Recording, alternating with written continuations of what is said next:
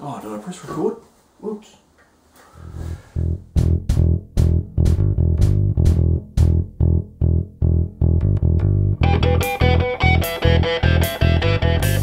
Happy Homebrew Wednesday! Drinking Woodrow's Veto. Don't know where the bubbles have gone. I think it's because I've been splashing it about a little bit in the glass.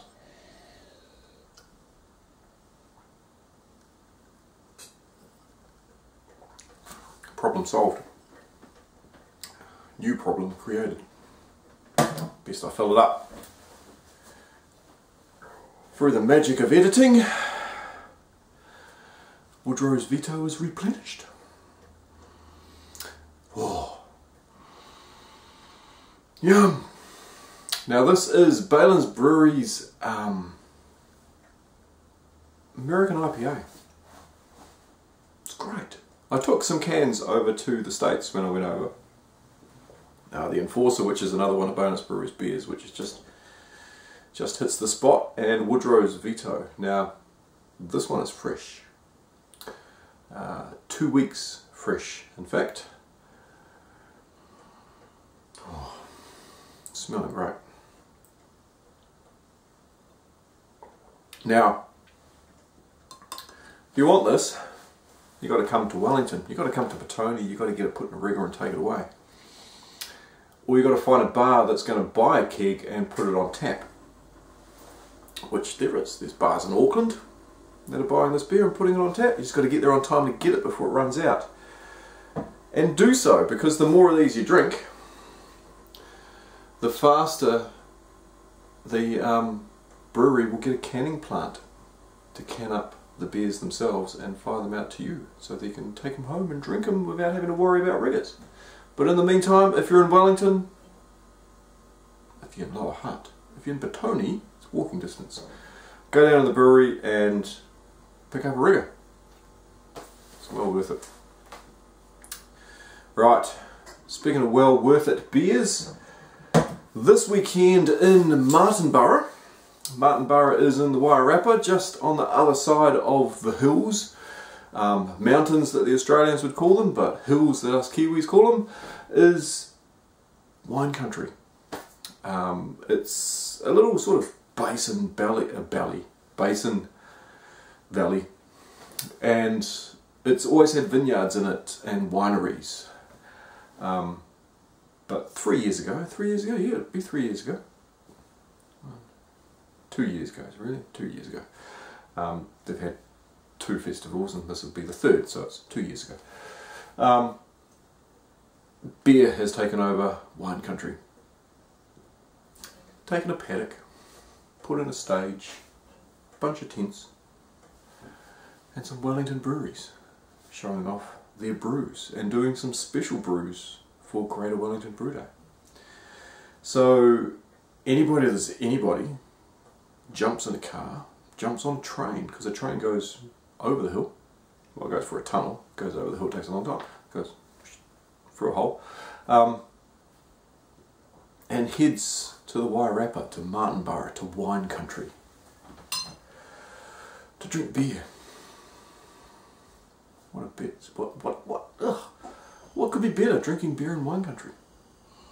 Eventually, we'll take it over. We'll grow hops there. Pardon me. Because beer is the new wine. Craft beer is. Good beer is. Anyway, that is this weekend. So undoubtedly there will be a bit of video footage, and unsuspecting drunken craft beer enthusiasts might end up being videoed and appearing on this channel. As long as they get their carrot cakes cooked. And make it there. Right. Oh, and I will be up there, obviously. It's a beer festival, but I'll be working. I'm going to be working on the Baylands Brewery bar, pulling beers instead of pouring beers, which is good-ish. Which is good. Instead of me drinking all day in the hot sun, I'm pouring beers for you to drink. And networking. Talking about beer and meeting people. When I drink and I talk, lots of things can happen. if I'm pulling a beer,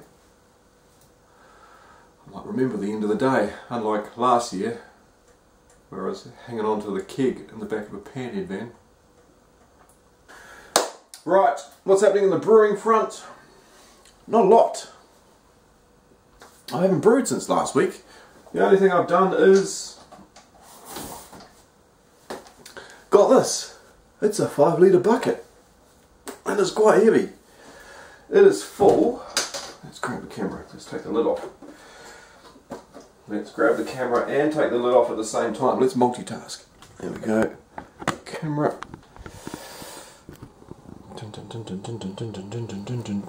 It is full of honey. Look at that. That is 5 litres of honey. And that is Wainui honey where I live.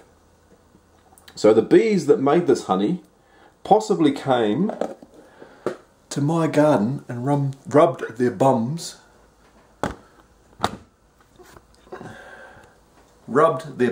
in my flowers just out there to make this honey. It's pretty local, eh? It's a local ingredient. I think there's a challenge going on for a local ingredient. Big worldwide challenge. Can't remember what it's called. There's 5 litres of a local ingredient. Oh, there's a message. That might be a cake update. What's going on here? And it's in the oven. Speed is no indicator of quality. It'll be a stunning cake. Cake update. Sweet. Right. What else is going on? Last week, you would have seen me drink. Yeah, well, no surprises. You would have seen me taste the Viking's blood. Now, I racked it onto some fresh raspberries. And here's some of them still floating around in there, but you see they've lost all their colour. That happened pretty quickly. Still a great looking colour. Let's see down there. Yeah, all the raspberries that sunk to the bottom, they've all had their colour absolutely sucked out of them. Look at that, it's quite sad. Look at that. Looks like a... yeah. Ugh. Raspberries aren't pretty when they've got no colour. But that's what I wanted it to do, was to up the colour. It was a nice colour, but the colour was not the same as Stephen's Viking's Blood. It needed that. It needed that grunt, it needed that richness. So this will add a little bit of sweetness to it, which it didn't really need either, because at 14.7% it was very sweet and palatable. And dangerous, surprisingly. So this will be interesting to see how it turns out. Oh. And what else we have here?